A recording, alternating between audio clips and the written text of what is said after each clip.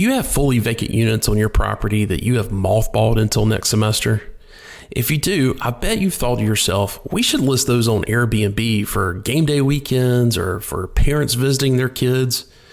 Maybe you're in a college town like Austin or Raleigh or Tallahassee, and your city has large festivals and not enough hotel rooms. You know you could lease those units on a nightly or a weekly basis. Providing short-term rentals on platforms like Airbnb can provide a great source of ancillary income. But it takes it takes a lot of organization. There's the additional setup of providing linens and coffee makers and all the little things that a short-term tenant will expect. Then there's the regulatory and tax issues that could require additional work. More importantly, there's the time and labor to market on all the multiple platforms, handle the reservations and cancellations, the cleaning, and then there's the bookkeeping. All of this turns into a big distraction from the main job at hand, which is operating and leasing your property. That's where Vector Travel comes in. These guys know the short-term rental industry and they know how to relieve all of those burdens from the property manager. And best of all, they've become experts in how to do that with student properties. They understand the complexity of mixing travelers with college students. They know it so well, they can quickly identify if a student property is not going to be a good fit for their program. So if you have vacant units, reach out to Vector Travel and have them do a free, no obligation assessment to determine if enrolling your vacant units in their program will be beneficial. Go to vectorstays.com/SHI. Fill out a quick form to receive more information. You will also get the first month's service fee waived by going to that specific landing page. Again, that's vectorstays.com/SHI.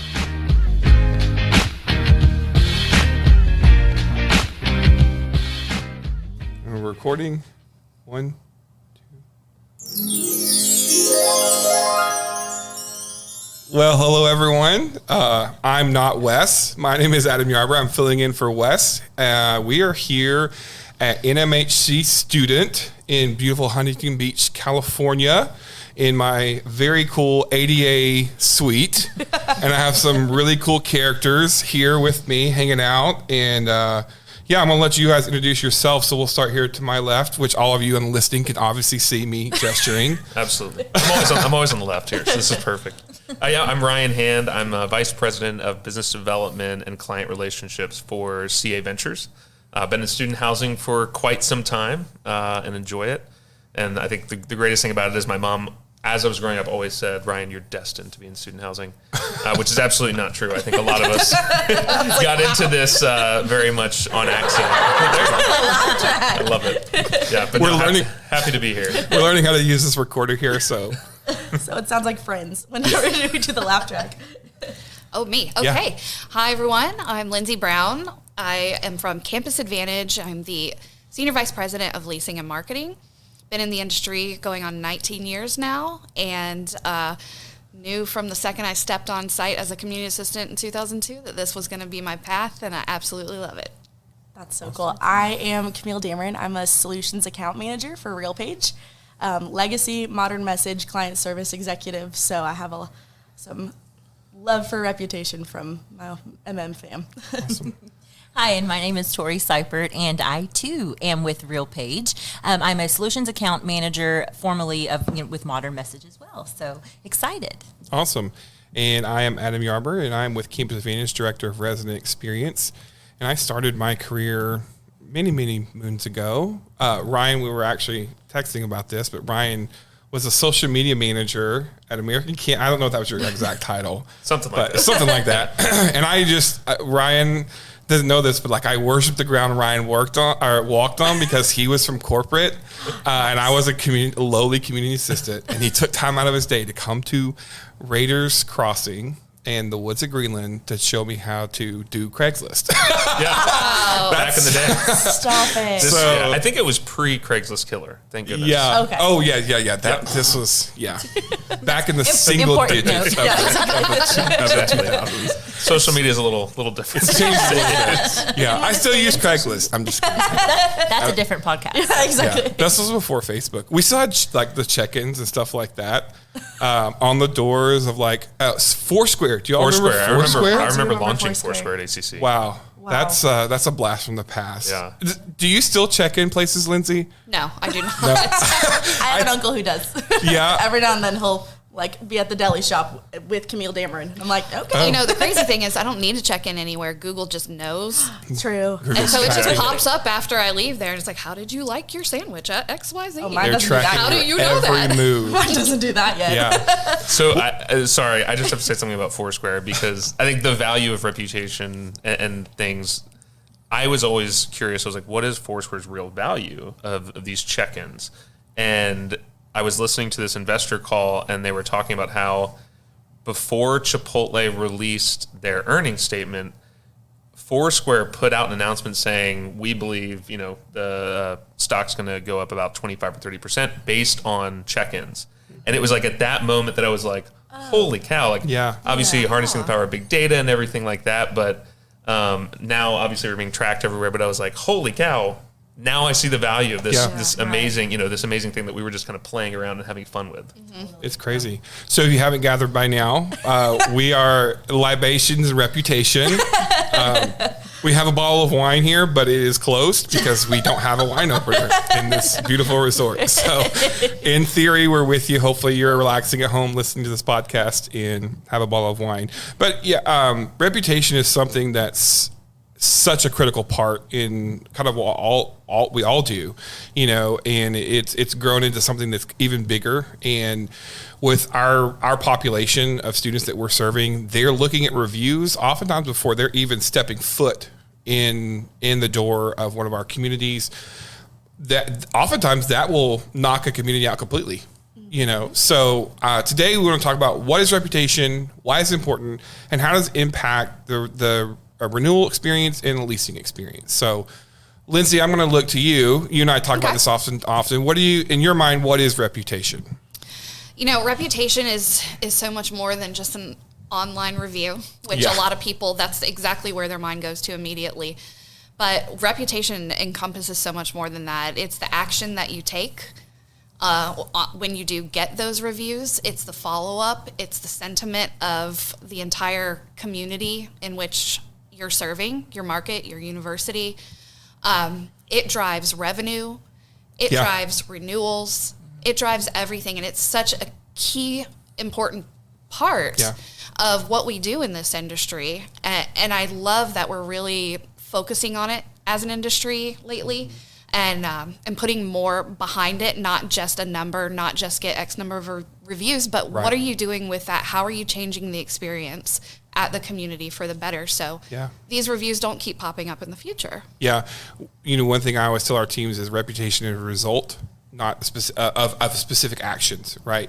The result is getting a 5-star review on Google, but the actions are delivering great service or their unit being ready on move-in day and it's clean or, X, Y, Z, whatever.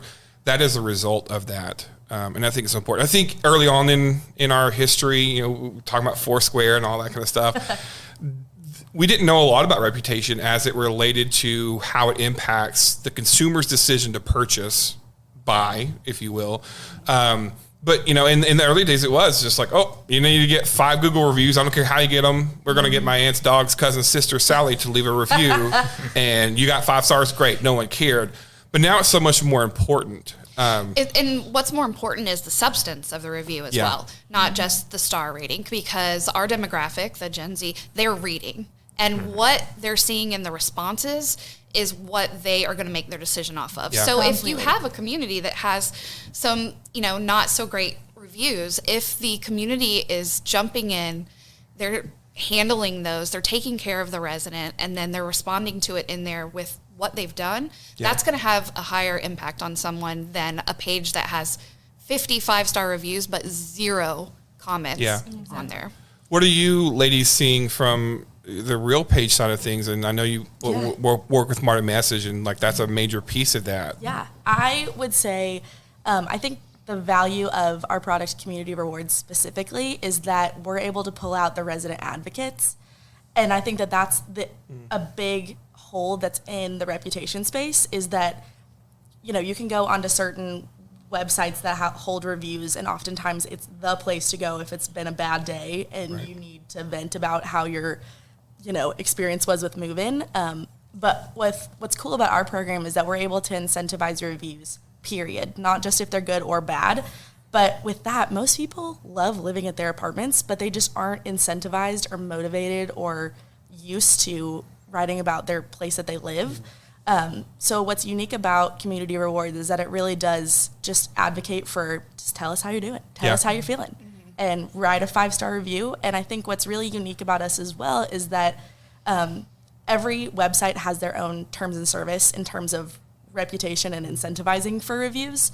And we do a really good job of making sure that we are in line with every other site that we are pushing those reviews out towards, to make sure that we, you know, That we're compliant. Yeah, we're compliant with everybody. And, you know, so what we do is we give 2,500 points on our program, which is $1.25. Sounds like 20, or, you know, sounds like that much money, but it's, you know, $1.25.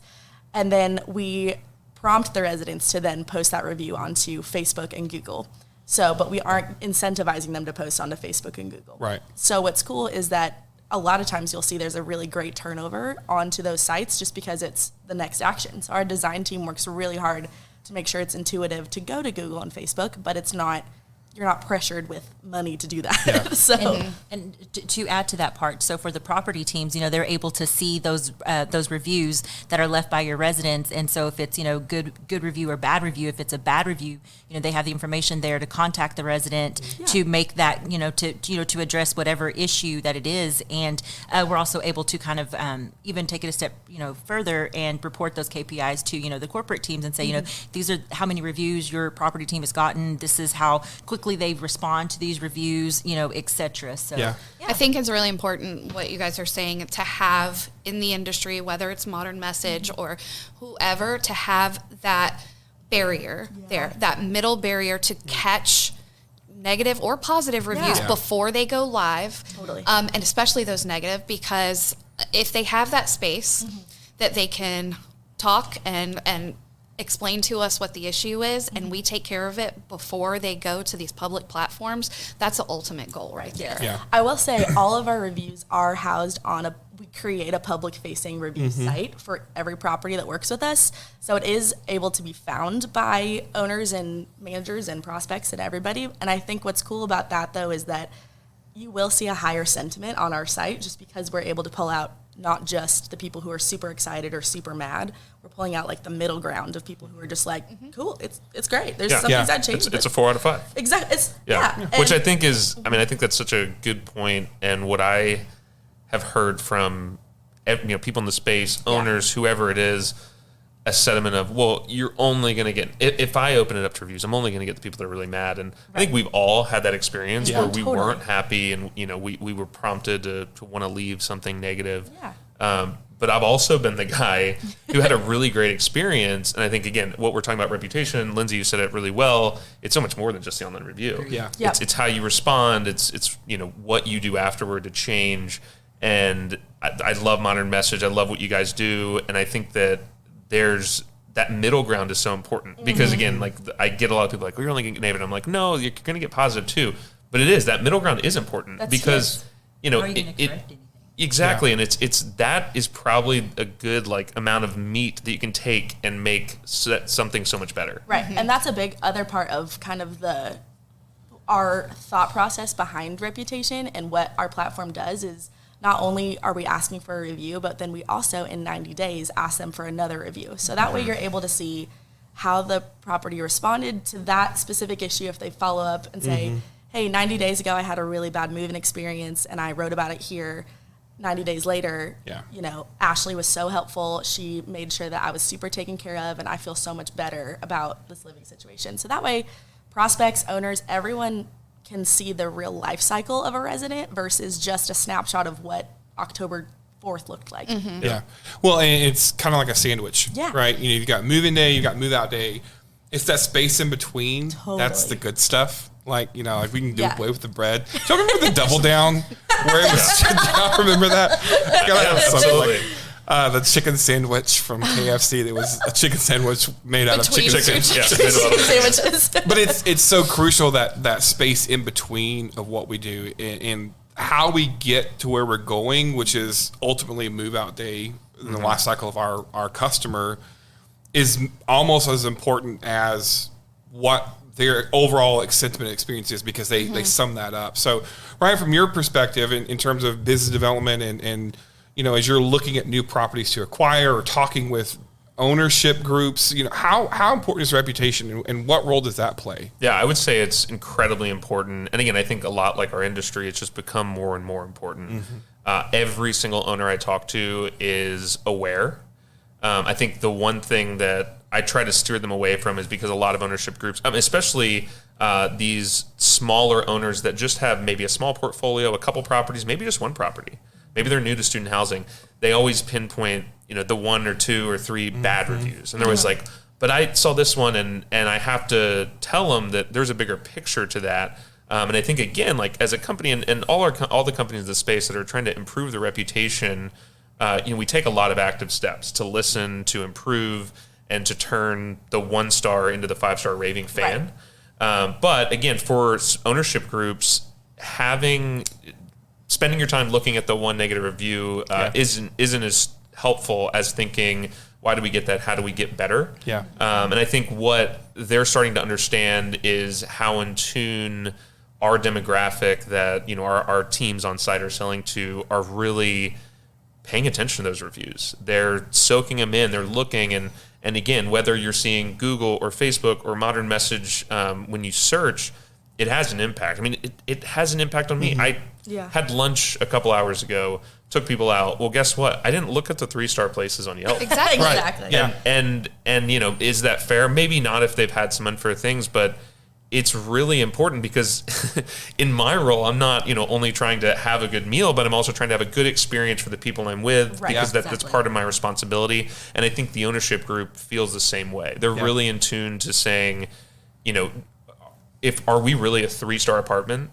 I think the one other thing to say is it's not always about just being the Class A closest, nicest thing either. Right. I've you know, worked with many Class B and C communities that have 5-star reviews, and again, that comes down to people, how they've responded, who they've talked to, because that's a viable group of people that are searching as well, and just have a different, you know, lifestyle aspiration, different budget, whatever it might be. They're looking for a different experience than just the high rise next to campus. I think, you know, in the world of marketing, you've got your 3 Ps, right? Your people, your product, and your placement. Is that right? The 3 Ps. People, Price. Price. So It's all right. He's not in. He's not in leasing. I'm not in leasing. There's a lot of P's being thrown around in the world. The 3 Ps. Yeah, promotion, Price point promotion. purple. Purple. You've got, you know, when you think about it, you've got your placement, your product, and your pricing, right? Nope. That's promotion. People. Promotion. People. What is people. it? People, product, Lindsay, price. speak it. I even have an image. Ryan just said people, product, price. People, product, price. I want to add a 4th one called perception.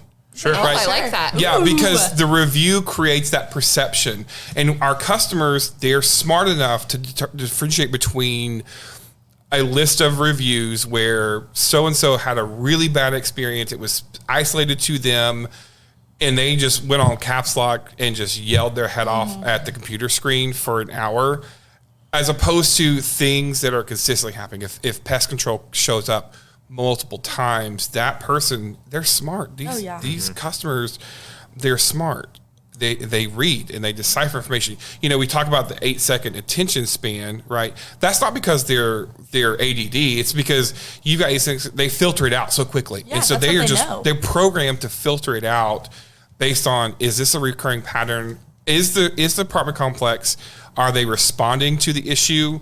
Or are they just saying, hey, contact us, we'll take care of it? You know, that's Come one to of the the leasing things. office. Yeah, come to the leasing office. I absolutely hate that. So if do you're too. on site and Don't you're say responding to that. reviews, do not. I'm going to look at your Yeah. website. Do not say come to the office. And why? Or, Why is that give important? us a call. Yeah. Why is Yeah. that important? Why? I mean, why is You're that putting important? it on them. about to You're say. putting Yeah. the action on them, and Back then on it's the their resident. responsibility. They've already to follow up done with you. their Then job action. Yes. Exactly. in feeding you the information, right? Jay Bayer wrote a book called Hug Your Haters. I recommend it if you haven't read it. It talks about on-stage and off-stage complaints. And when our residents feel, or prospects for that matter, parents, we've had vendors. We had turn vendors this year who left a negative review because they didn't get paid. Yeah. So when folks don't feel like they're being heard in the various methods, they're going to take that on stage. You know, so they've already done their job in saying, hey, this is a problem. I've tried to get it fixed. I'm not going to get it fixed. It's up to us now to correct that and to take note of that. So, Because I think whenever you put a generic response like contact the leasing department, I think a lot of residents think that it's just a chat bot. You know, there's not somebody really behind Yeah. there. So, you know, whenever you make it more personal and you actually, you know, call them and, you know, they know, this is Lindsay and she cares, you know, so. Well, and plus, I think too, we've heard a lot this conference about how, this is a stat that they kept saying was 85% of the students haven't toured the actual Yeah. apartment.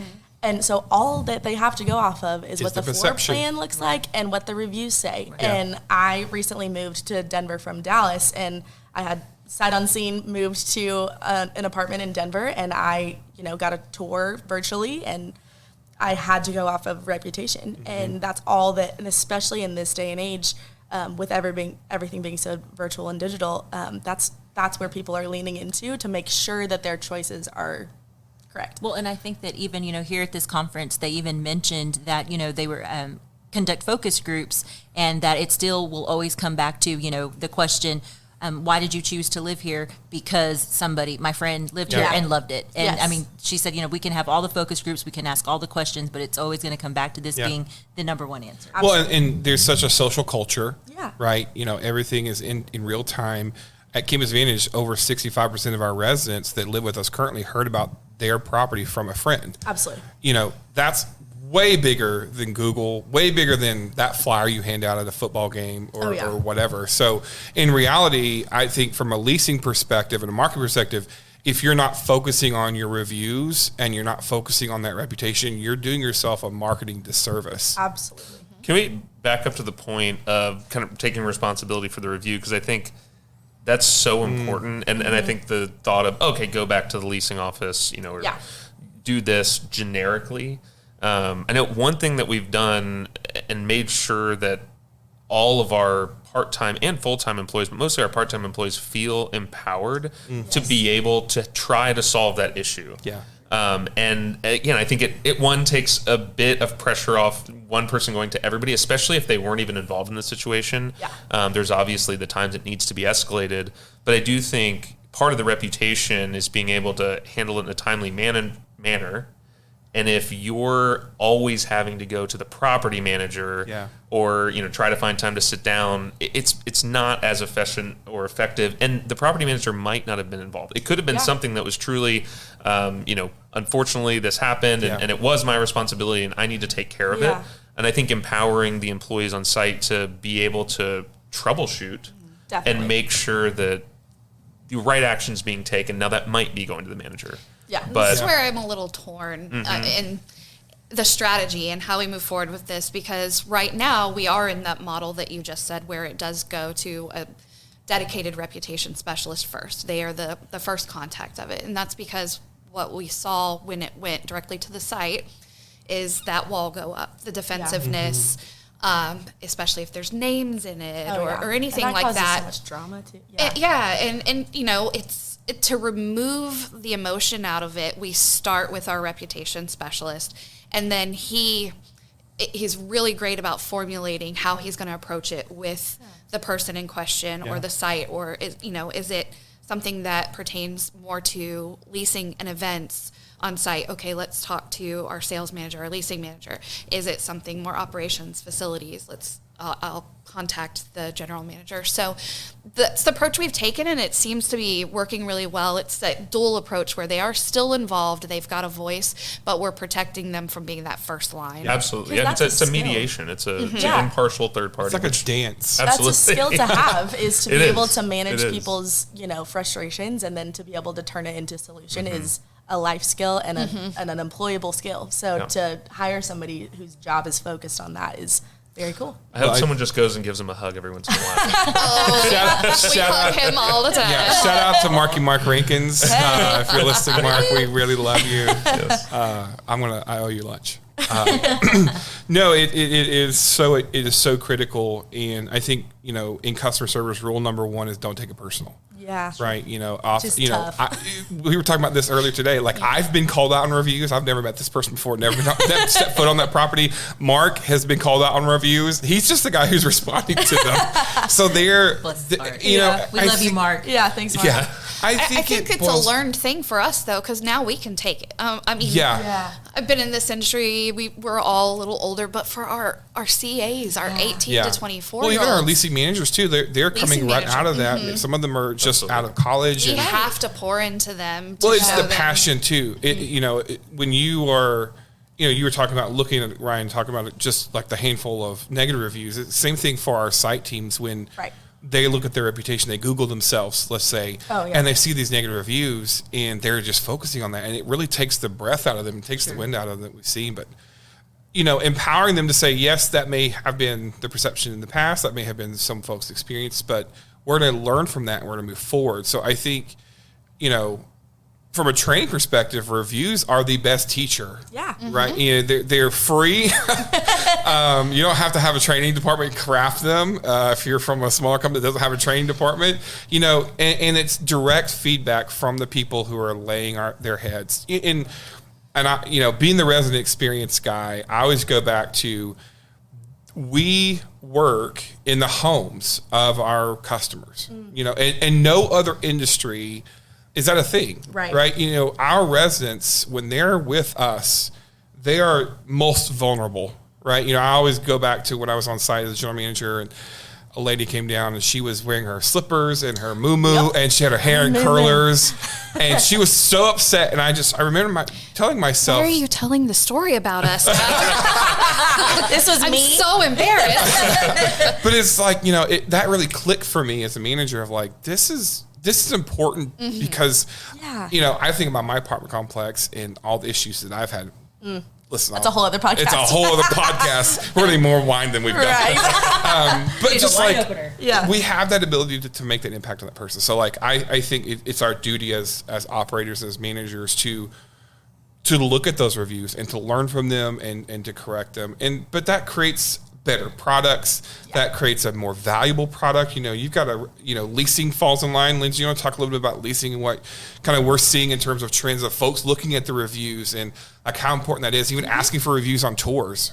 Oh, absolutely. We see a strong correlation between a property's review, Google score, Aura score, all of the different KPIs that we look at when it comes to reputation management. There is a direct correlation to the leasing at the property, the velocity, the rates, the revenue. And that's why I think in our industry it is such a big topic right now, because the topic of revenue came up. I forget, and I feel so bad, I forget who just did a study on it. Yep. Realpage. Yeah. Sorry, I can't believe I forgot that. So y'all may not be, but they just put it out. Right. I think it's Axiometrics. Axiometrics. Where it was an Axiometrics. actual study with data that showed for the first time ever that there is an actual correlation between revenue increasing at a property and their reputation score.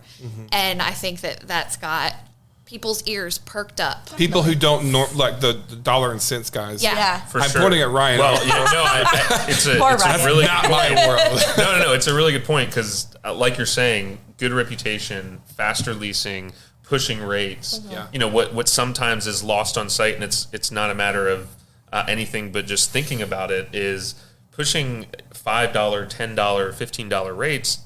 seems like, okay, this is a little bit of money, but applied to a cap rate at a sale is a completely different number. I mean, we're talking millions of dollars. And again, that's why I think folks that owners are so adamant about looking at these, getting better reviews, investing in making sure that the staff is trained to respond to reviews and get a better reputation, because it's a huge number. It's not a small number. Right. And I think something, too, in terms of reputation that I just want to make sure is mentioned is that it's also, and brought back to, is that it's also taking the feedback that you get and turning it into an action. And again, that's why I'm such a huge fan of community rewards. Not to keep plugging it, but that's what I'm here for. It's like you work for them or I something. work for them for something. But it is, I just am passionate about the idea of not only can you get a review on the program, but you can also you can poll your residents what they say. You can say, hey, do you want a new, Peloton bike, or do you want a sand volleyball court? And then turn that decision into an ownership decision that the ownership group is asking the managers, hey, what should we do to update the property? What do your residents want? And pulling from the resident base instead of just guessing what Gen Z wants is definitely, That's invaluable. we've seen that That's the really last work. thing you should do is guess what Gen Z wants. Who knows? And then That's the too, best focus group. exactly. And then I think, and then having that data, and I think we do get really tied up into data, which is, it makes sense why. But the other thing too is with an option on our program, we have the review, and then afterwards they're prompted not only to share on Facebook and Google, but then to go to another action that's just about feedback. So if they give you a 4-star review, they have to then nail down what that last 5th star was about. So then it's, because oftentimes reviews will be glowing, and then they'll give you a 4 or a 3-star, and you're like, what? And so having them go to another action to say, okay, what was that 5th star about? Was it noise? Was it the amenities? Was it the staff? Was it and having a little suggestion box at the bottom that is just internal, so that can be absorbed in a private space for just the on-site teams is awesome. I'm seeing that become a trend in reputation in general, not just in our industry, but of, if you give a 3-star review, a 4-star review, it's like, well, what can we do to earn that extra star? Yeah. I'm going to be honest, I'm a 4-star. Unless it's it wins the best. the best. Because then that You're a negates your 4-star, 5th which star. is great. Yeah. You met my maybe exceeded them a little bit. Yeah. It was a great experience, but I reserve those 5 So stars. hold on, are you a 4-star tipper or a 5-star tipper? Oh, that's a whole other podcast, I guess. I didn't even know that was a thing. What is your Uber score? I did, I was in the restaurant industry I was going to say, in college, so service. yeah, exactly. It kind of brings up the point of authenticity as well, because I'm skeptical of a 5-star, anything that's solid 5-star. Oh, yeah. Totally. Except for my personal Airbnb reviews. Which we'll check out publish Ryan's. as Yeah, podcast notes. But truly, I mean, I think we can look at it and say, again, I mean, I'll just use a restaurant outside of our industry. Right. And, if it's 5 stars, it's like, it's almost hyping me up too much if it's, if it's really a 5-star. Right. And I'm like you, Lindsay, like I'm going in with a optimist, but not perfectionist. A realist. Yeah, exactly. A real optimist kind of view. So I think that getting those 4 stars, I mean, that's good. Yes. That's not a bad thing. Still good. It's, Yes, it's good. Honestly, even getting 1 stars is still, it's content. It's a learning experience. It's much better than somebody being silent in their unit and then leaving in a year. Yeah. Or telling all their friends. Or yeah. Well, they're going to tell their friends. Well, they're going. They're definitely going to tell their friends. Definitely. Talking about this conference, we're all here. One of the trends or threads, if you will, I've heard is data. Absolutely. Right? Access to data. And, student housing has really matured over the past 2 decades, and we have more information available at our fingertips than we've ever had in the past. And the review piece is such a critical one that, if you're an executive and you're not looking at your reviews, you're doing yourself a disservice, because nowhere else are you going to find raw, unfiltered feedback straight from your customer that you can improve on. It's important. I did an exercise recently looking at our, we do a spring survey and a fall survey, and looking at we asked a specific question of, have you decided to lease or renew? And for those who said no, I looked through the responses for no, and it prompted them to say, well, why not? Mm-hmm. And there were a considerable number of folks who said, I'm not going to lease or renew at my community. and it were things that we could fix. Right. Right. Absolutely. You're writing your own business plan at that point of like, what are we got? Well, what are we going to do? I don't know. Look at the reviews. They'll tell you exactly what they think. Yeah. I would encourage you to talk about them with your ownership groups, bring them up on those calls, bring them up on your CapEx calls, because that is where you're getting, again, it's raw, unfiltered information directly from the people who are saying, take my money. It's a great point, because owners specifically are always looking for what is the next idea to take us to the next level. Right. Maybe that's leasing. Maybe leasing's a little bit slower than last year, and it's like, well, is there an issue, or have students changed what they like? So what is in the reviews? Yeah, exactly. And what's in the data? And again, I think for their dollars being spent, I don't need to buy 3 more pellets on bikes. I need to make sure the gate works all the time. Yeah. Right. Or, use whatever example. The elevator's broken. Let's fix exactly. it. Like the basketball court doesn't have nets. We don't have basketball. Like these little things where it's like you are going to spend $6, $10, $15, $25,000 and you could spend $50. Yeah. Huge and your impact. reputation is going to be mended, if not fixed. It's all about the perception. And I do want to say, I think just something that is a thing I just want to bring up about reputation is in terms of like from a mental health perspective too. And that's just who I am. I'm always going to bring it back to mental health. But like, I don't know if you guys have ever seen the Black Mirror episode where people are literally rated. And then it's fascinating. I highly recommend you watching it because it does just show like where the future is headed. And I think that I do want to just mention that like the properties, the people who work there, when you write a negative review, that affects people's mental health. We touch on this a little bit, but I think it's important to say like, you're more than just a number. You're more than just, it's easy to get like, oh, I am my property's Aura score, or I am my property's modern message reviews. Yeah. And I think that there is a component of like, responding in kindness, but also making sure that it's not taking. Don't take it personal. Don't take it personal, Yeah. just like we mentioned. But I think there's just so much to be said about what space that we're in and how the reputation space is obviously awesome because it helps us make better decisions, but it does tie to your mental health. I just as you're talking, it kind of clicked in my mind, like what other metric do we have that indicates leasing velocity, that indicates property value, that indicates staff, right? Like staff response and staff evaluate. Like this one little thing that people are going to do in all caps, there's also a study, just a little tangent here. Yeah. About the sentiment when folks write a review on their phone versus their computer. Yeah. Oftentimes, Really? if we can get them to do it on their phone, it's generally more positive. It's less. It's more casual. It's more casual. It's less intense, if you will. So like they're not going to put caps lock on their phone, but harder. The term keyboard warriors, right? Yeah. We all heard that. Like those folks who are really upset and frustrated, and it's. Some people have a short fuse, right. Sure. But some people I'm like, man, you had to really push that person to get them to 14 paragraphs and it's spell checked and they have points and sub points and like it's reviewed by the lawyer and like CC to the dean of students. Yeah. Like, I mean, come on, folks. They're probably the people that should have written the letter and not sent it. That's the kind of person that you want on your team. Exactly. Right? Because they're paying attention to that detail. Details. We at Campus Advantage, we say everything speaks. We stole it from Disney. Actually, I probably shouldn't record that. So we did not steal it from Disney. If you're listening, Lee Cockrell. But it's a sentiment like if you can see it, smell it, hear it, touch it, or taste it. Yeah. I hope you're not licking the windows. Ew.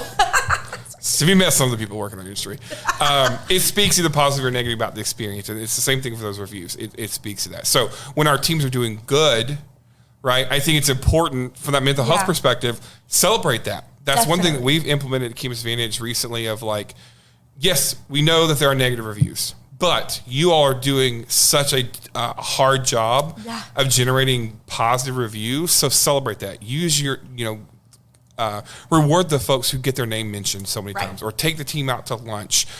Work with your facilities team. I was talking to Sly from Cardinal today, and he started out as a maintenance tech, and now he's a vice president of operations at Cardinal. And like, where are the potential there? So I don't want to get on that tangent because it really does pop me up. But utilize all those resources and celebrate that. But then also as a manager, when you get a negative review and one of your employees is specifically mentioned, that's a really unique opportunity for you as a coaching.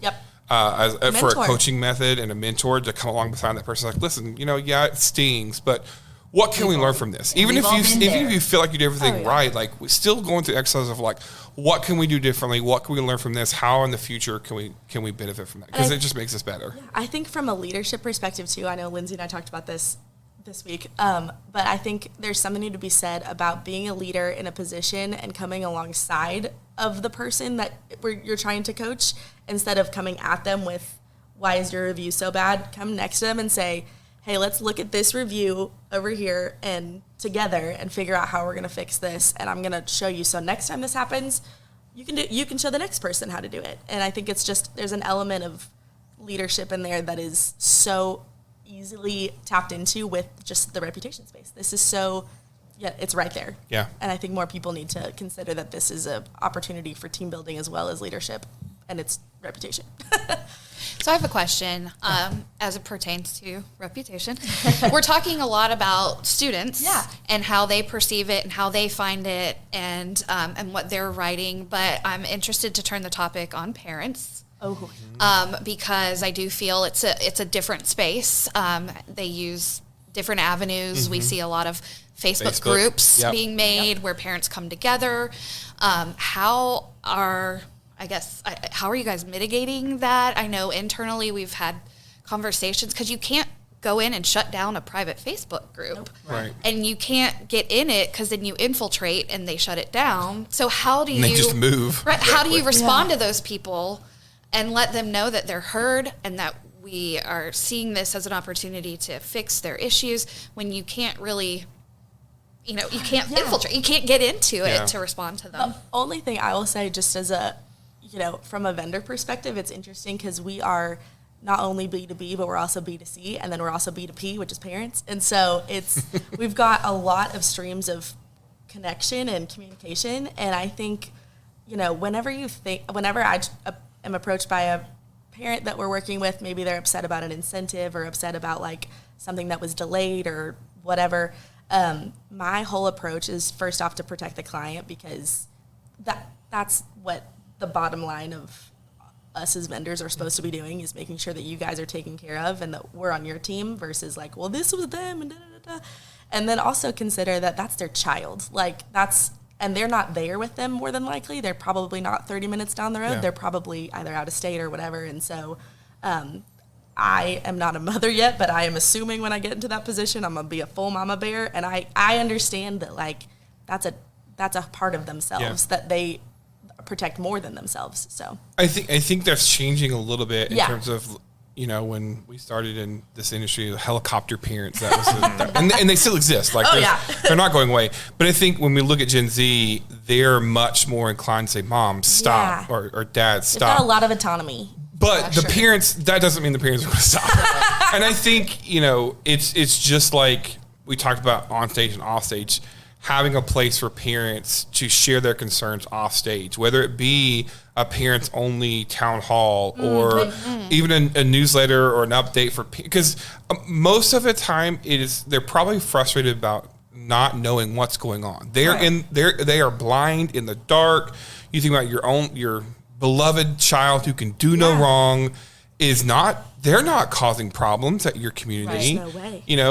They're not seeing them out there flipping down exit signs at 3:00 in the morning on a Saturday, after the big game. It's very specific, Adam. Yeah, I was like, I may or may not have done that. Exit signs are a touchy, I don't know. Go ahead and finish your guess. But it's they're blind to that. Yeah. And so giving them the ability, I think, one thing we used to do back in the day at Campus Phoenix, I know, is those newsletters of what's going on. And so even if you don't do a full-blown newsletter for all your residents, at least maybe send in an update to parents once a quarter or something like that. Here's what's going on. We've got quarterly inspections. We got this, renewals. I think a lot of those frustrations of leaving negative reviews or things like that. Specifically, I want to specifically point out, because we just went through this time, is turn and move out, of communicating to parents the move out charges and the move out expectations, and not just the residents, because so many times those parents are footing the bills and they don't know. And so that's where, at least we've seen so many parents leave negative reviews about they had to pay for their carpet to be cleaned or their final account statement or something like that, just because they did not know. They were not in the know. My point that I was going to add to that, though, is but imagine, and this was just something that I hit on back when I first started my career about 20 years ago, when I had a team, when I was a billing escalation supervisor. So I was the person that would get the calls that say, I want to talk to your manager. I was the manager. And you are the manager. I was the manager. Manier. And so I would let whoever just yell at me, and kind of, hear them out and whatnot. But on the flip side, though, I took I would take a negative resident or a negative, customer and then kind of turn the situation into a positive. And if they're going to talk and scream that much and go post to social media or to like Facebook groups, they're also going to do that whenever you do it right, though, when you come back and do it right, which is so important, because they're angry, they've written this letter, and when you go and just make it right and let them vent. 9 times out of 10, sometimes you can't fix it, sometimes you can't. And sometimes it's just, they just want to be heard. And when they go and post something, it's just out there. But whenever you go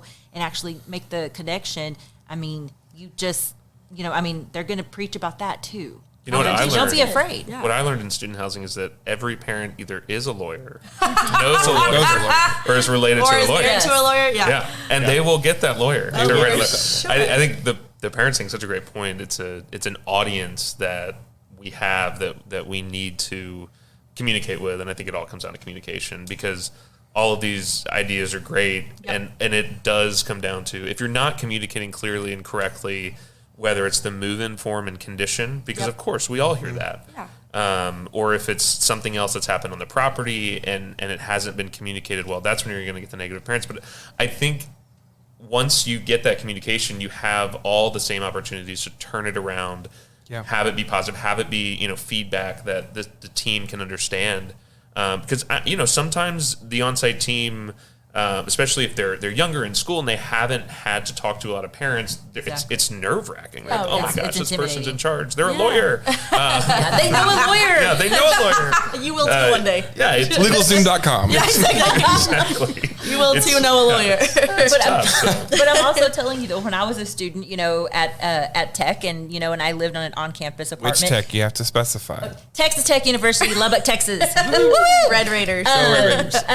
But yeah, I'm telling you guys right now, whenever my mom would get the bills, Tori, what is this? I have no idea, Mom. Those charges just showed up. I left that place so clean. There is no hole in the wall. I don't know anything about carpet replacing, and I'm like, I didn't have a pet party. You know what I mean? And that's an kids are not telling their parents the truth. Think about it from this way, and we talk about customers, right? Who is our customer? Everyone is our customer in reality, but we focus in so much on the resident being the customer.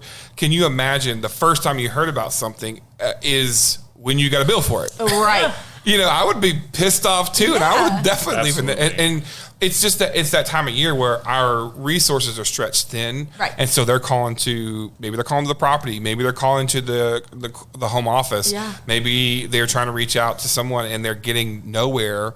Because it's it's move in. We're not ignoring you, I promise. No. We are just we're got our hands down our toilet somewhere, unclogging the drain. They don't know that. Yeah. And so I think that we've all said it, but it comes down to that communication piece. Yeah. And that's as much of reputation management as asking for a review. It's all those things, because the reputation is the result of the actions that we're doing. So I think that's a good little cap on that. But really quick, before we wrap up today, I wanted to just take some time and let each of you, if you wouldn't mind, share just one piece of advice. Our listenership, as if that's a word, our on-site managers, for the most part, they may not have a Mark Rankins, shout out to Mark Rankins, who's responding to reviews, or may not have a service for that. So what is one tip that you would leave an on-site person, a manager, or a leasing manager related to reputation? So Ryan, you want to start? Sure.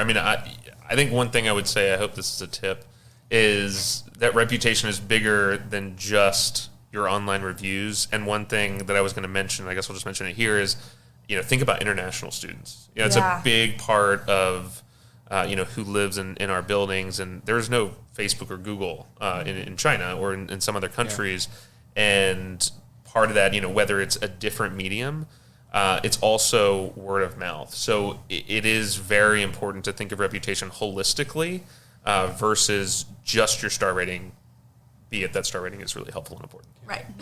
Great. For me, we have used a lot of big words, fun words, dove down, gone, deep level, high level, all of that. But for me, it's really simple. And it comes back to give a good experience. Yeah. Right. Just customer service, good experience, be a good human being, put yourself in their shoes, and handle it. Honesty and transparency, empathy, all of that. It's not that hard if you are really caring for making a difference, making it better, and caring for that person. It should be easy and it should be rewarding. Yeah. I would say, I think I would suggest to find a way to make it fun. Find a way to make it a little bit less intense. It is a very intense thing because it is an attack or a praise, so it comes with a lot of baggage. But, I think we live in the world of polling and in the world of options, in the world of decisions and giving your opinion loudly. I am sure you're shocked. I have lots of opinions, and I'm happy to tell you them. That's why Adam and I get along so well. But you can go on Instagram, and you better believe if somebody's putting up a poll, I'm going to tell you exactly what I think, and I'm going to respond to which one. And I was raised in the BuzzFeed era when you would take a quiz on what's your favorite piece of pizza? Does that mean your love life looks like whatever? But for me, I think BuzzFeed era. That was true. That was so fun. 13 tips on how to improve your reputation. Right, exactly. But and then there'd be a quiz at the end that you got to take. Or cool. magazine quizzes. That was a big part of us growing up, and I think that that's even more true for Gen Z. And I think when you make things a little bit less intense and try to keep a way of, it just makes life better. It makes your reputation better. It makes your community better, and having fun as much as possible is just a great philosophy, but also with reputation, I think it can be definitely used here. Can we make a TikTok trend where everybody goes and reviews their property? Absolutely. Yeah. Can you make a TikTok, put a dance to it and Absolutely. make sure that there's a cool sound behind it? Each move differentiates a different star rating. Star review. Oh my gosh. You guys are getting me excited. I'm going to get creative with this. And that's why we're not allowed on TikTok. Exactly. But making it creative, and I think specifically your CAs are within the age probably of 18 to 24, and they're incredibly creative. Gen Z is innovative and resourceful and creative and fun. So making it fun is an easy way. It's a group effort. It's a group effort, and it's an easy way to make sure that there's a way to make it cool. Yeah. There's got to be. Now, I don't know how I top all three of those, so I'm just going to go really quickly and say, because I agree with everything that everybody just said, but I think I'm just going to come to the point, if I could tell everybody, a negative review does not define anyone. It does not mean that you did a bad job. You're more than stars. Yeah. You do not know what the person that left that review is going through personally, and that could just be their one avenue where they could kind of just get whatever type of, just venting. Right. So just please know that does not define you. You are still an amazing worker. Just picking up a phone, to add to what Lindsay said, no texting, no emailing, no, call us back. Picking up a phone and calling that person and saying, I am Lindsay. I read your review. I'm so sorry you had that experience. Please let me know, I wanted to call you to see how we can make it better. We'll go so far. Right. So, again, just, and we can give you all the tricks and tricks. Yeah, we can give you all the tricks and the tools to do it, but that's just the simplest one. I mean, this is a crazy time, and we're all in it. And so just, be kind and do not take anything personally, because at the end of the day, it's just your job. Yeah, go see a counselor. Thank you for stealing mine. I'll have a two-part part. What comes before part B? Part A. Part A. I've never heard that. Part A. You haven't. I am adopting that into my vocabulary. Oh my God. Thank you so much, Adam. Actually, can we get that? Yeah. There's the friends laughter. We haven't used these yet. Part A is you can't say it without hearing it now. Part A is don't take it personal, right? Totally. Oftentimes they're lashing out. They may not be lashing out at you specifically as a manager, as an employee on Right. site. And then part B is let your passion shine through. Yeah. You're there for a reason, and it's okay to care. Oh, Right, it's cool to okay. care. It's cool to care. It's cool. All the cool kids care. It's cool to care and let that shine through. And once you remove yourself from that, and you allow yourself to mentally remove yourself, like, oh, they're talking about me, and just saying, okay, they're frustrated. Let me care for them. Let me fix that. I think you'll go a long way. So I do appreciate that Gen Z feels like they care more than I grew up in. This It was cool not to generation- care, but now it's really awesome to care, and it should be if you don't care, you're not cool. And that's- literally, awesome. yeah, so much has changed, and just want to say thank you all to you. Thank you. Our panelists, if you will. We're sitting my around gosh. the table, staring at each other. But yeah, thank you so much for taking some time to be on this podcast with us, and I had a great time. Hopefully, you all as listeners enjoyed it, and we'll talk soon. This was a delight. Thank you. Yes, thank you. Thank you for sharing this amazing suite with us. Yeah, The this suite 88 is amazing. Yeah.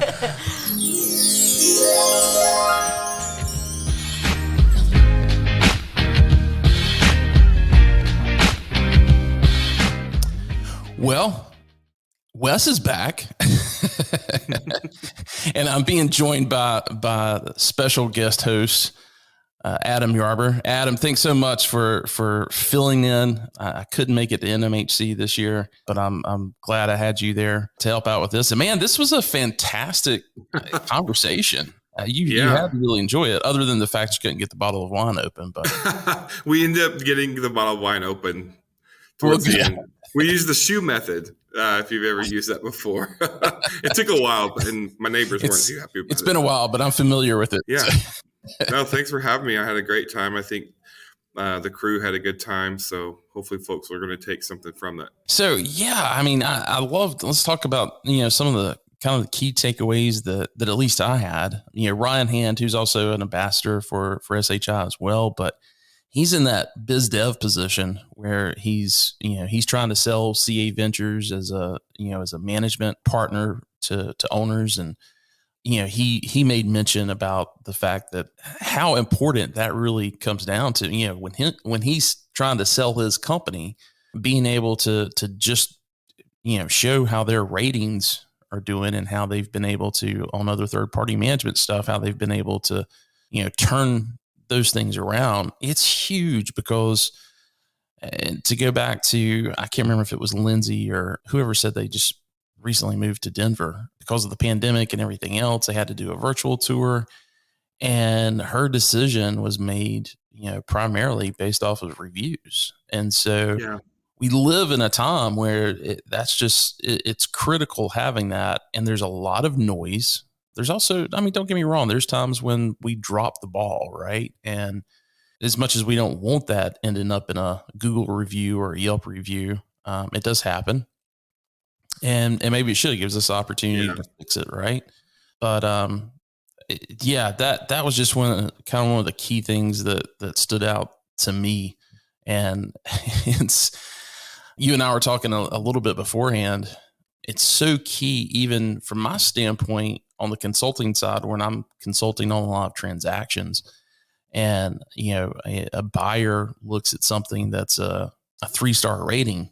And maybe there is a real opportunity to come in and just change management and build some value. But they've asked me, how much is that going to cost to turn that into a 4.5, right? Yeah. And, the answer is it takes, and I'm interested in seeing if you kind of agree with this too, but it's going to take at least a year. Mm-hmm. So, there's that time element. And then the other element is the true cost from a dollars and cents standpoint. And it can be anywhere from 20 to 60 grand the first year, just spending on, bringing in groups like Modern Message and bringing in, Opinion is another one. And, so you're bringing them in from a tech standpoint to kind of help with things. Then you're also looking at putting in some other things in place, like you talked about, I want to get into a little bit deeper, but having, a specialist that's part of the corporate team that's taking those phone calls. Is that kind of what you're seeing is a year and maybe 20 to 60 grand?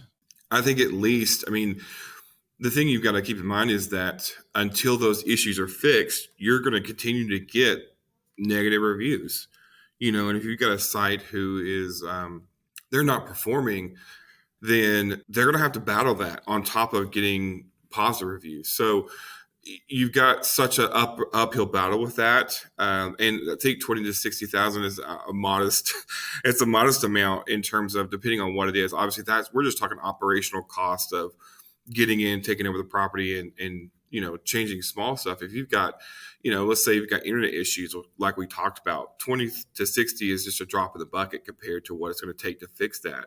Yeah. And so I think it's important for investors and potential buyers to understand what are the issues, what are the reviews saying, that's where I would start. And one of the statistics that we heard at NMHC was the amount of online leasing that happened during the pandemic, and it's continuing to happen.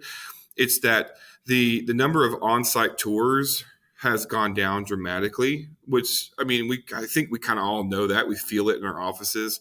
But the amount of folks who lease online completely has grown exponentially. And so essentially, outside of your website, your reviews are your model.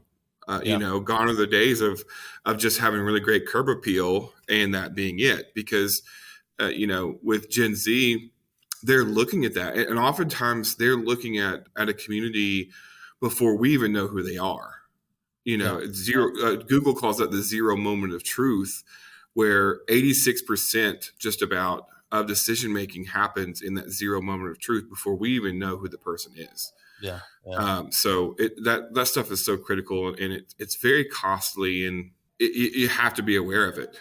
And it's so important. One thing didn't hear you guys mention it, but something else I just wanted to add to it is making sure that you're getting consistent, month after month reviews, because, I had a client recently that it's got a much older property at a tier 1 university. He's never had a huge issue of trying to lease it out. A lot of his students were international students, and now he's having vacancy issues because, those international students were making a lot of recommendations, and the international population took a deep dive at this university this past year because they couldn't recruit. And so, he's like, but hey, we've got such a strong Google ranking as far as, I think they were 4.3 stars or something like that. Mm-hmm. I said, yeah, but let's go in and look at them. Yeah. They're all consistent with, you had a big bump in April. You had a couple in June. You had absolutely none for move-in. Yeah. And it's like, you can't have these waves. Like, it's got to be consistent, like month after month. Absolutely. People want to see up-to-date reviews. Yeah. And the consumers are looking for that. They're looking at the Google rating. That's kind of what gets your foot in the door, but that's not what sells the community. Yeah. It's the content and the recency of those reviews, and the customer is smart enough. It's funny talking about your customers being smart, but we've got to remember Gen Z grew up on technology. It is not the question for them is what tech, because it's so blended in their day-to-day life. And so they are adept at, we talk about the Gen Z attention span being 8 seconds. It's not that they can't focus. I think we should reshift the focus. And I know we're not talking about Gen Z, but this is a major part of this in terms of the reputation, is that they can filter things out so quickly. In a millisecond. Yeah, their bullshit meter is tuned perfectly. Yeah. Yeah, it's and they I read something somewhere where they get 500 million. I think that's a lot. 500 million marketing messages a day between everything that they see. And so if your content of your reviews and recency is not there, they're going to move onto your competitor. They truly are. Yeah. And they're going to see segueing kind of a little bit into what we were talking about earlier about having someone responding to those and having a special, reputation management specialist, they're looking for those responses too. And how is the business responding? So if you're using cookie cutter templates, come to the office, talk to this, or call this number, they're going to move right past that and mark you off as that they don't care, because Gen Z is looking for authenticity and transparency. And when you mess up, if you say, hey, looks like we messed up here, let's make this right, it goes such a long way to build the brand authenticity that they're looking for. No, that's such a good point, Adam. And I think, one other thing I wanted to, because I know we're a little limited on time here, and you guys at Campus Advantage have your own conference going on this week, so I know you got to get back to that. But just really, really quick, I think you and Lindsay talked about having, I believe his name's Mark, the reputation management specialist.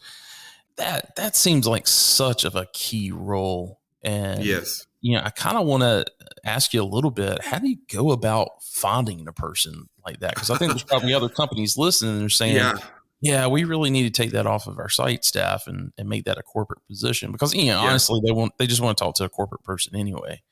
Is that somebody you just pull off site? No. Well, I mean, I say no, but I think it can be someone who comes off site. I think since I've been with Campus Advantage, we've had about 3 folks in that role. Mark has been the longest one. Give a shout out to Marky Mark. Everybody at Campus Advantage absolutely adores Mark. It's his personality, I think. But I have to have a personality to be taking those phone calls all day long. Yeah, the thing about it is, we work so closely together. The 3 of us, we actually are part of a reputation committee. And so Mark's main role in that is facilitating, gathering information from our site teams and responding to those reviews.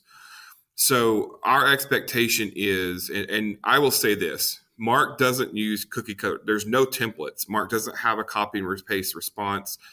Even for the 5-star reviews, Mark uses their names individually. Mark talks specifically about what they're doing.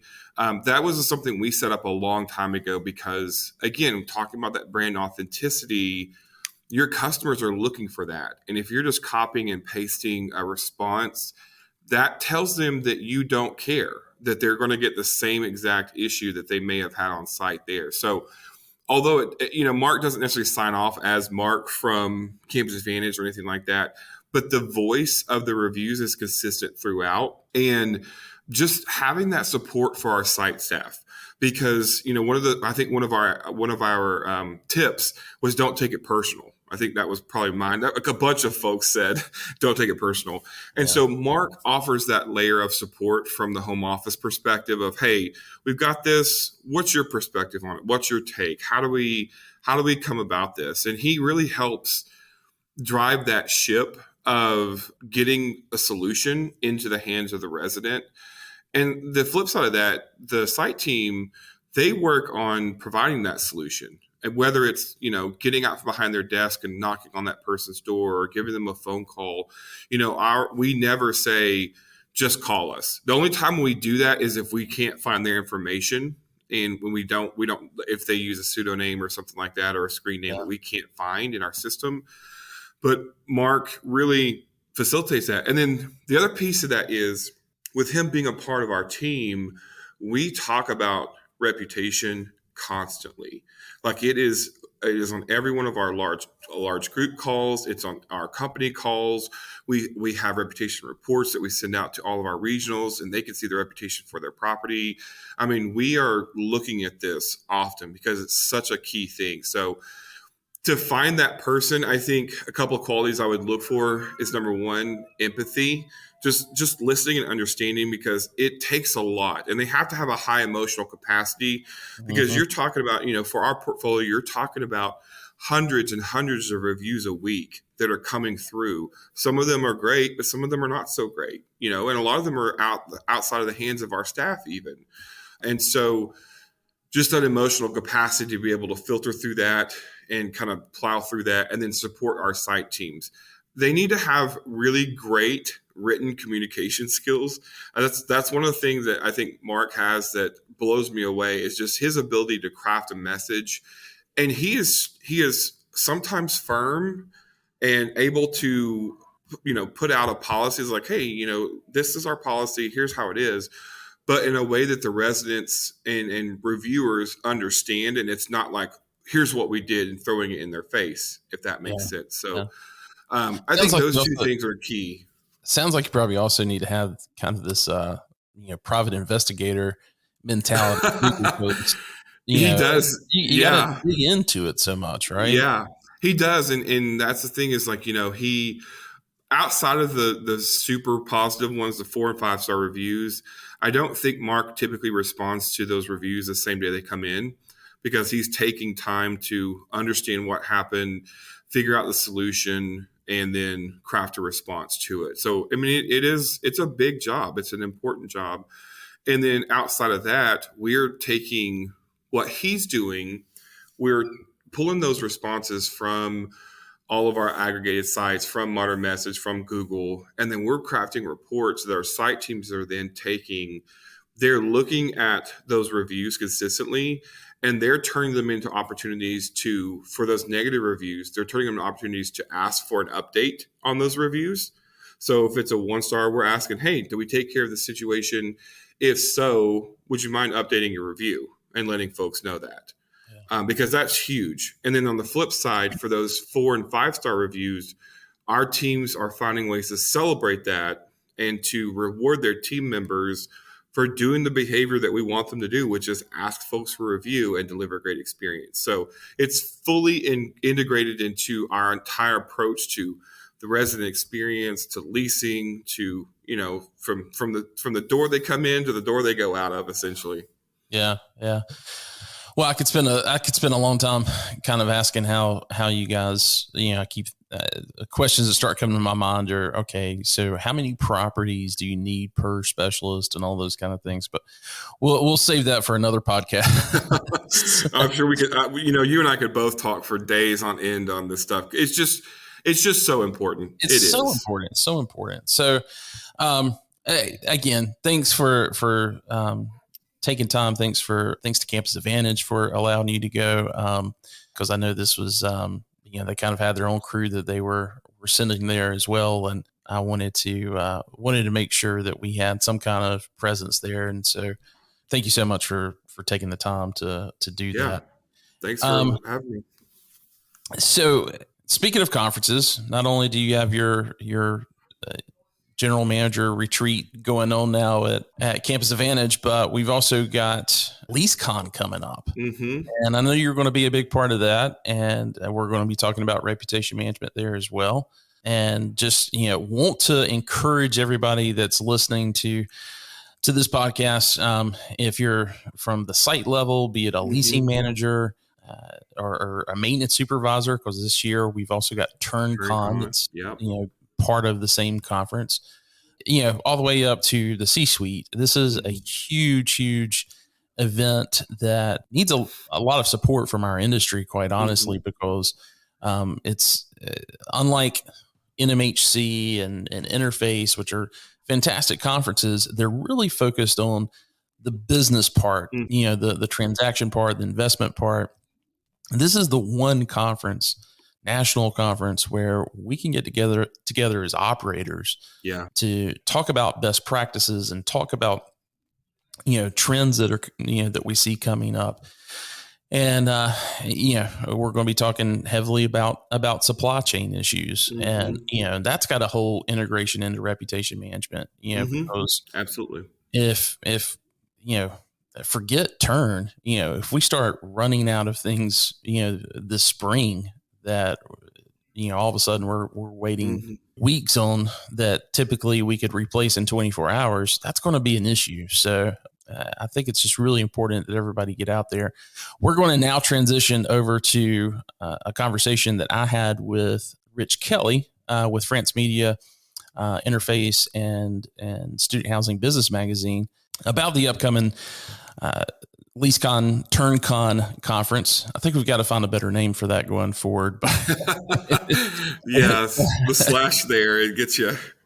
Yeah, but it's going to be a fantastic event. I'm looking forward to it. Looking forward to seeing you there again. And so let's go ahead and cut to that interview with Rich.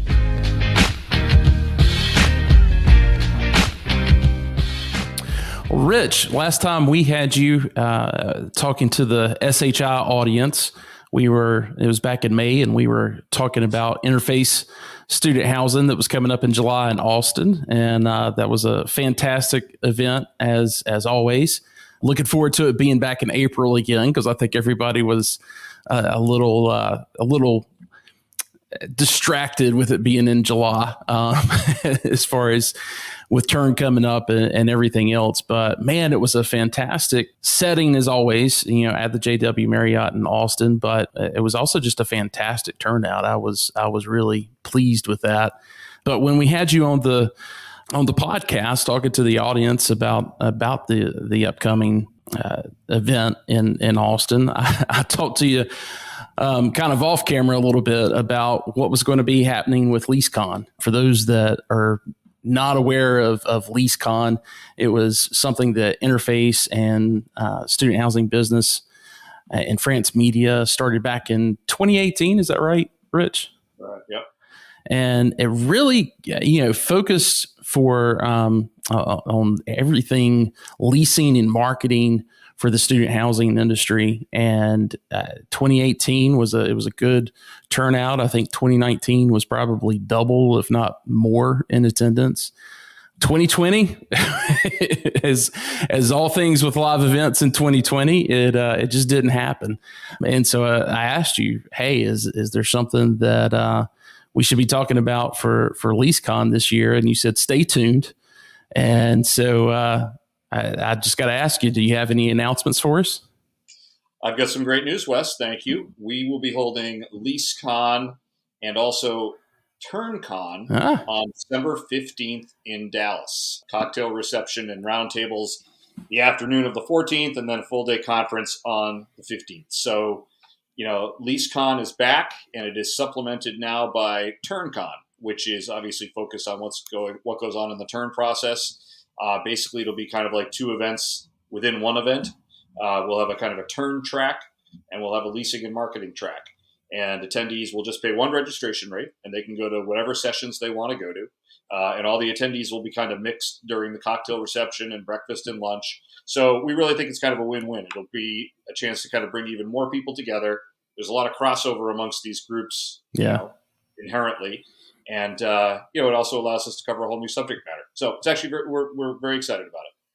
So Dallas, and again, what were the dates? December 15th. Gotcha. And anything on the 14th as far as early registration or anything? Yeah, we'll probably have like 10 to 12 roundtables on different kind of niche topics within turn and leasing and marketing from like 4 to 5 o'clock. And then we'll have a cocktail reception from 5 to 7. Gotcha. We've got a great hotel, the Renaissance. It's a very good location because it's close to Love Field and it's close to DFW. So it'll be good for people traveling into either airport. Dallas is obviously the center of the country, and a lot of student housing companies located not too far away. And we've already had a bunch of people calling up saying, hey, I want to bring 5, 6, 7, 8, even one company wants to bring 20 people. So we're very excited about it. And I think the industry will be excited about it. No, that's great. And Dallas that's a perfect time of the year to have something in Dallas. The weather is really mild. As you mentioned, you've got 2 airports that are there. It's center of the country. So, everybody's, it's a quick flight. Probably most people won't have to have a layover or anything like that. So even getting stuck in some snowy place like Chicago, may not cause any issues. So that's fantastic to hear. One thing also on the timing, one of the reasons we kind of delayed, finalizing a date for this event was, we wanted to see kind of how things were playing out in the fall in terms of in-person events and COVID, et cetera. We got very lucky in the summer with Interface that, we were kind of in a perfect little window there. And then obviously the Delta variant came, and it's been a little up and down in the fall. But we're confident. I think now that December, hopefully student housing owners and managers can take a couple days off, and it's before their holiday parties. Hopefully, a lot of the students are already back at home, and we think it'll hopefully be a good time to do an event like this, and that people can take a day off or two to come to Dallas and focus in on what they should be thinking about for next year already when it comes to leasing and turn. Yeah, it's a great time. The timing's perfect, I think, because it's a time to recharge. Yeah, the students have, by the 14th, 15th, most of the students have already had exams and even going home.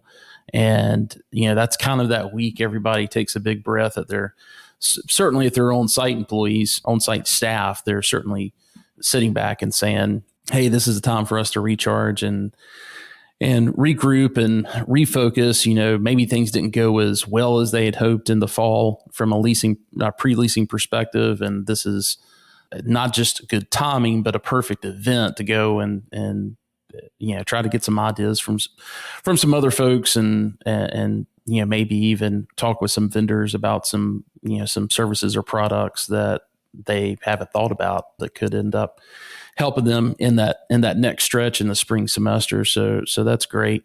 So let's, we talked about it being in Dallas. Let's talk about who should be there. As you mentioned, there's some student housing companies that are certainly based in Dallas. But I think it's not just for the folks at the corporate level, but I think a lot of site employees, can benefit a lot from this. And then, of course, with TurnCon, who should be at this event, Rich? Well, I think it's both the corporate level and the site level. So at an owner, investor, developer, manager, operator shop, hopefully the people at the corporate level who oversee leasing and marketing and turn and operations. And then, hopefully some of their regionals and folks at the property level that they would also like to give exposure to, hearing this kind of information firsthand, meeting other people, hearing from and meeting, potential vendors and service providers that can help them do their job more efficiently and at the end of the day, more profitably for the company. So, that's everyone from, your major owners to, also people on the vendor and service provider side who work with those owners and operators to help them lease and market and do turn. So, the magic happens when you get all those people in the same room, and that's certainly what we're trying to do. Great. Yeah, that was such of the two conferences, two LeaseCon conferences in the past, being able to talk with the other folks that were in those similar positions at the other operating companies, and kind of work through some things they were thinking about from a strategy standpoint. I thought it was really, really cool, really valuable, certainly. So hopefully folks will take advantage of that again this year.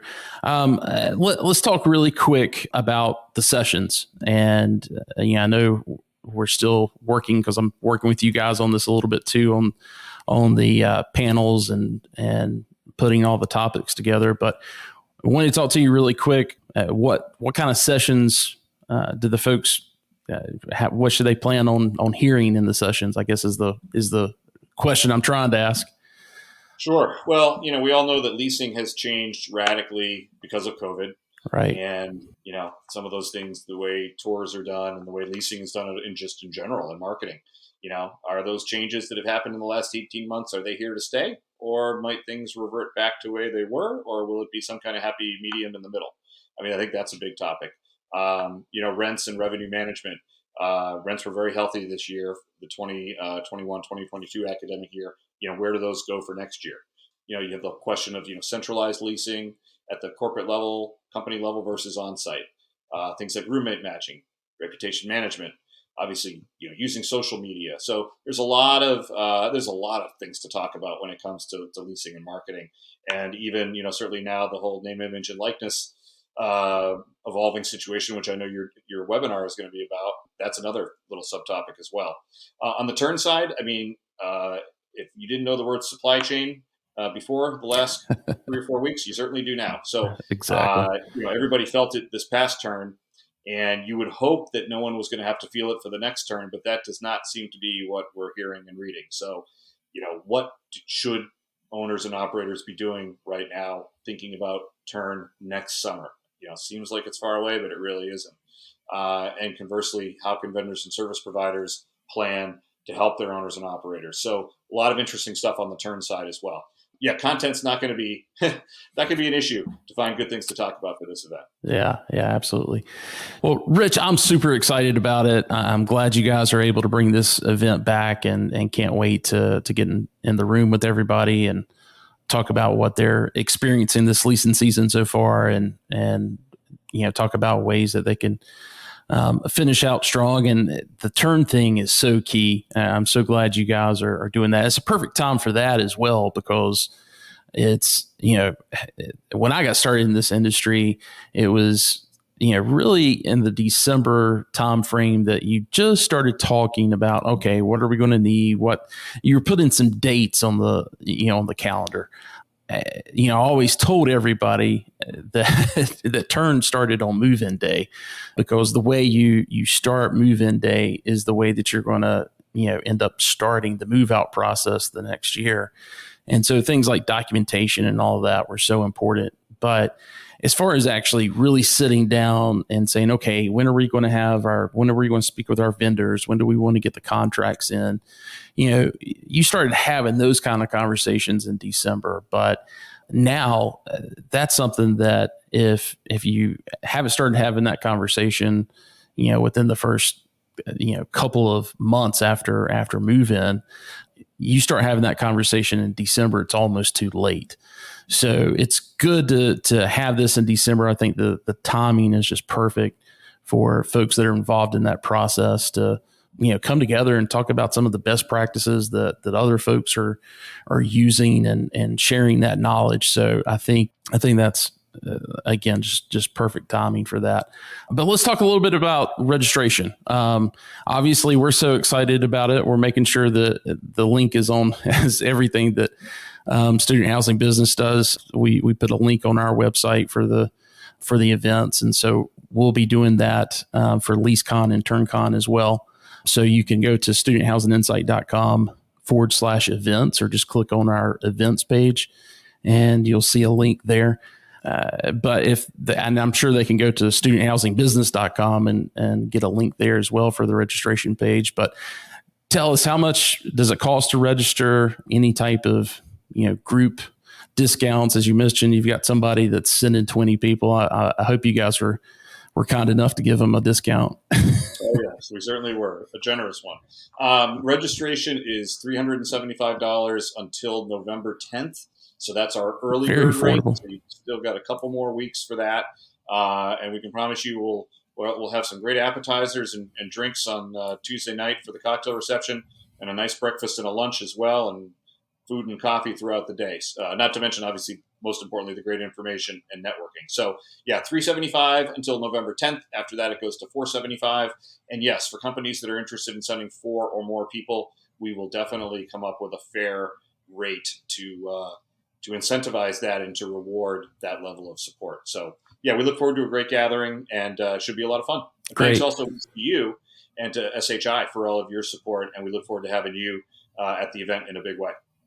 Well, looking forward to it, and for those group rates, is the best way for them to discuss that with you just to email you, or? Yeah, just reach out to me or my colleague Kelly, whose name appears on a lot of stuff in our promotions and on the website. Yeah, just reach out to Kelly or I, and we'll get right back to you. Gotcha. Well, again, thanks so much for talking to our audience and letting them know about that. And we've kind of been teasing it in our podcast. So those that are the faithful listeners are looking forward to this, and look forward to seeing you December 14th and 15th in Dallas. You got it. Thanks so much, Wes. All right. Take care. I appreciate it.